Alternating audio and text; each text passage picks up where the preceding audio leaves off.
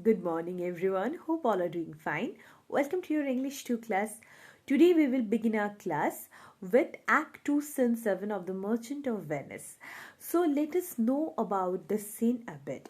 There we will get to meet the Prince of Morocco, who is present there in Belmont and who is very much excited and willing to try his luck by choosing the right casket. Okay, he will be given the choice of selecting the right one amongst three caskets made of silver, lead and gold respectively. And when we will read this scene, we will get to know what casket will be chosen by him and what will be its consequences. So in order to know the further story, let us delve deep into Act 2, Scene 7. Okay. Hope the book is kept open in front of you. If not, do pause the video and do that in order to understand the text well and nicely. So let us begin. We can see the setting of the scene, that is Belmont, a room in Portia's house, flourish of cornets, enter Portia with the Prince of Morocco and their friends. So here we can see Portia who enters along with Morocco with certain respective followers of his. So let us begin. Portia to servant, go draw aside the curtains and discover. So to a servant, Portia is saying, go open the curtains, the several caskets to the noble prince. Go open the curtains and show the caskets to the different boxes to the noble prince. A curtain is drawn showing a gold, silver and lead casket. A curtain is drawn revealing showing three caskets, one gold, one silver and one lead. To Morocco, now make your choice. Now to Morocco, she is saying that now you make your choice, Morocco. The first of gold, whose this inscription bears, who chooseth me shall gain what many men desire. So the first one, means the gold one, has an inscription that says, he who will choose me will get what many men want. Now the second, silver, which this promise carries, who chooseth me shall get as much as he deserves. So now in the second one, that was made of silver, that contains an inscription where it was written, who will choose me will get as much as he deserves.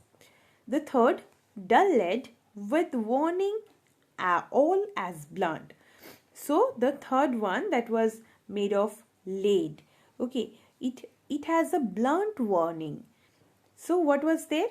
Who chooseth me must give and hazard all he hath. How shall I know if I do choose the right? So it was written there that who will choose me must give and risk all that he has. So Prince of Morocco now became clueless. Which is the right one and how to choose that? Portia, the one of them contains my picture, Prince. If you choose that, then I am yours.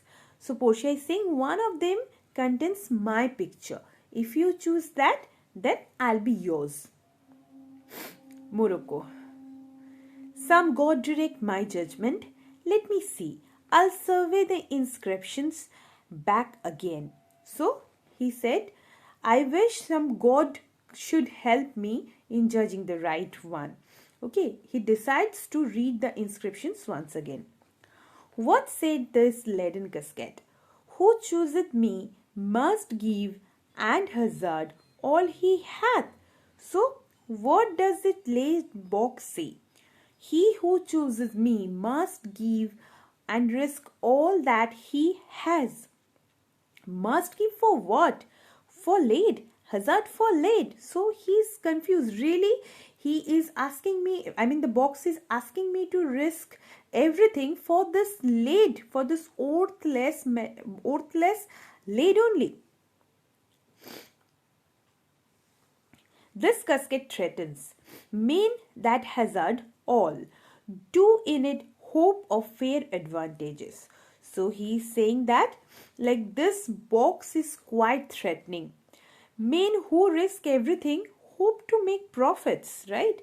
A golden mind stoops not to shows of dross. I will then nor give nor hazard aught for lead. What says the silver with its virgin hue? So he considers his mind as a golden one, and he's saying that a golden mind doesn't bend down to choose something worthless. It means in order to choose the late casket, you need to have a worthless mind, as he belongs to that category who actually possesses a golden mind, so he can't choose such worthless metal. So I won't give or risk anything for lead. What does the silver one say?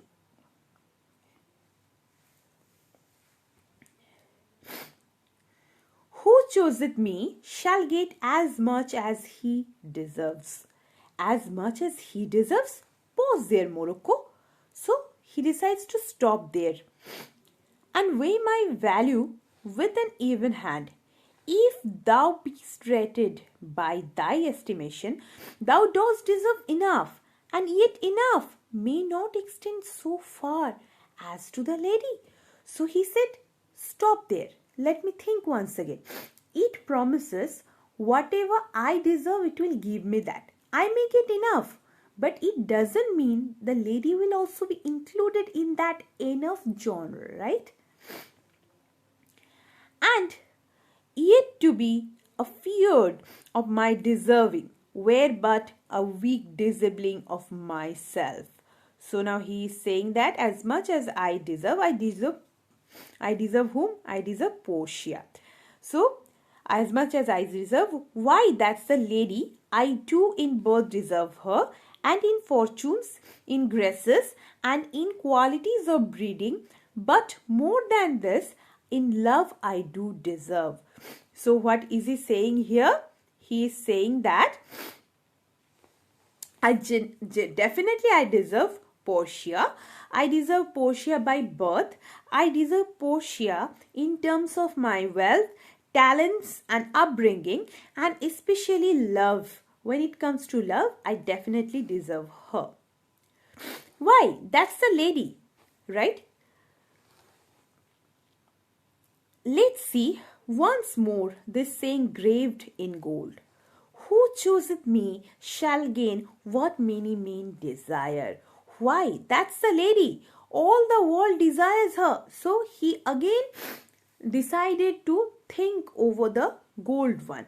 So he thought to read the inscription written on it once again. So he read that, who chooseth me shall gain what many men desire.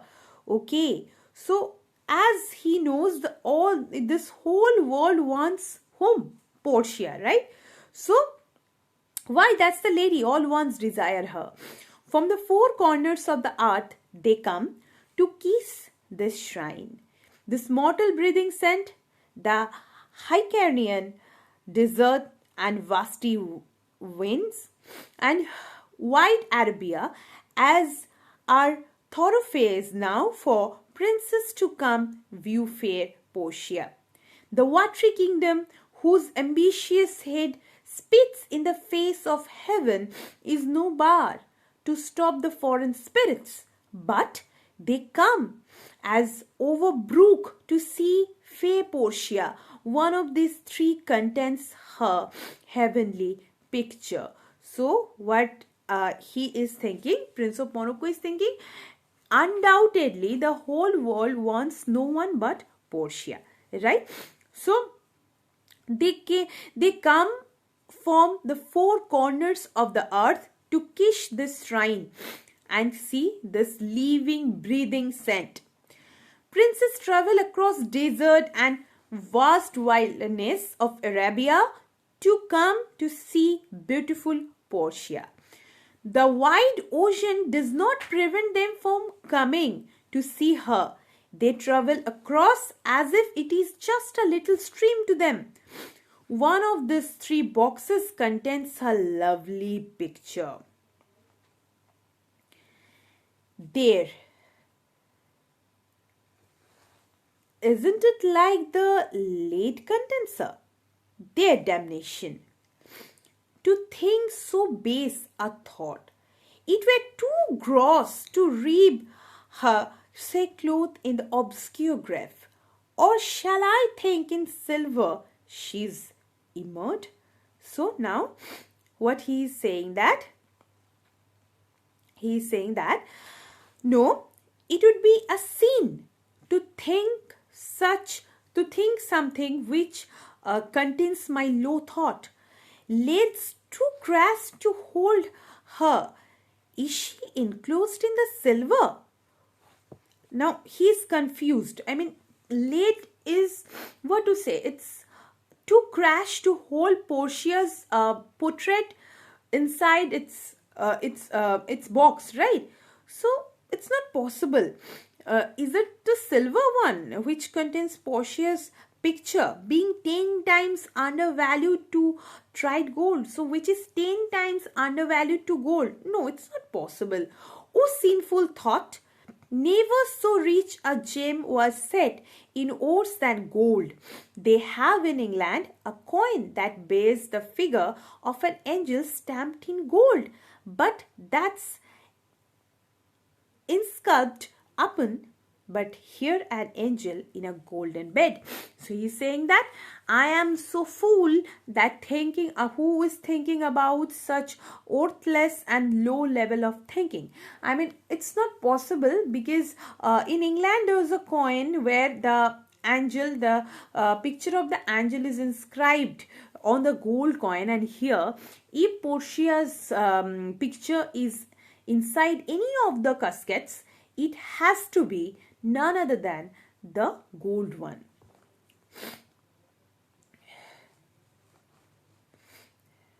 Now,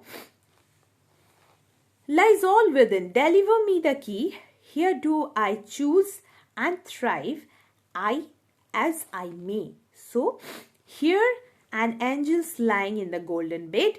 Give me the key. He asks for key.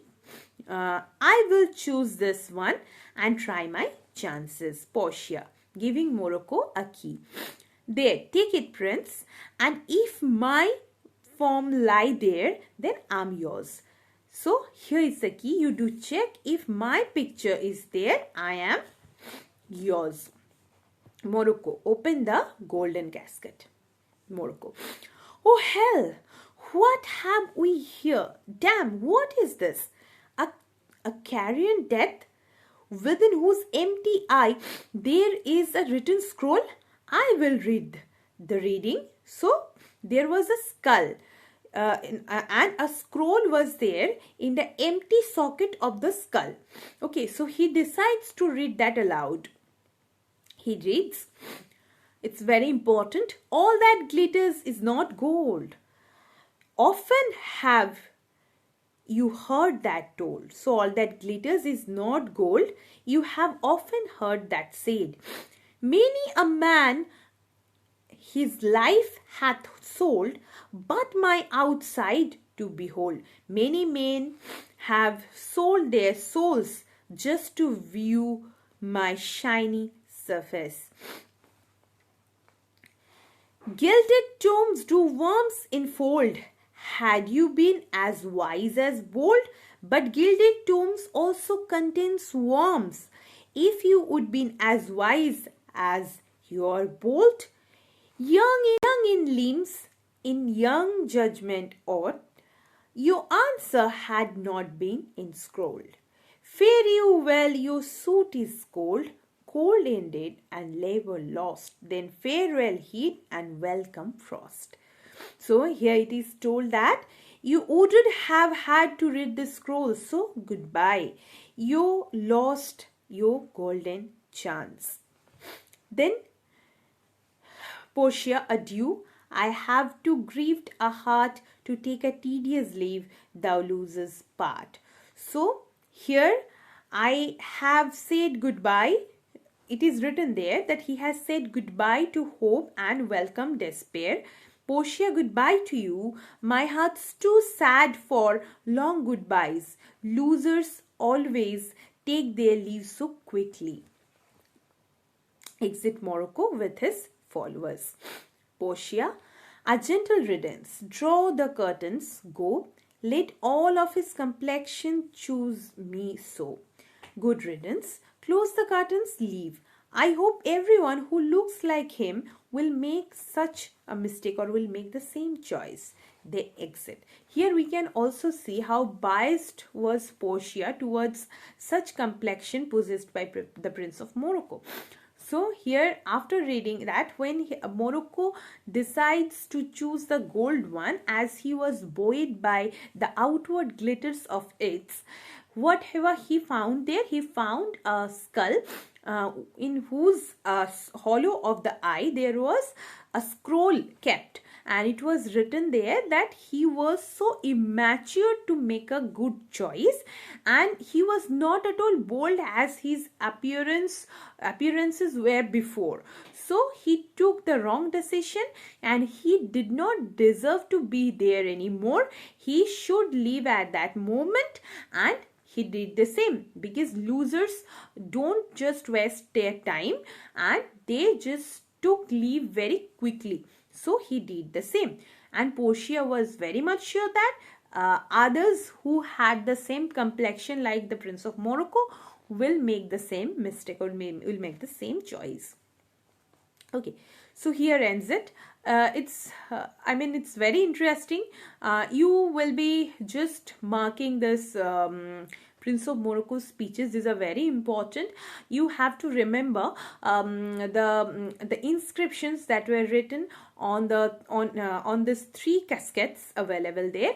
So you need to remember that, and what was the meaning of that, and then what was the cascade chosen by the Prince of Morocco, and last, and what made him to do that. Okay, he was definitely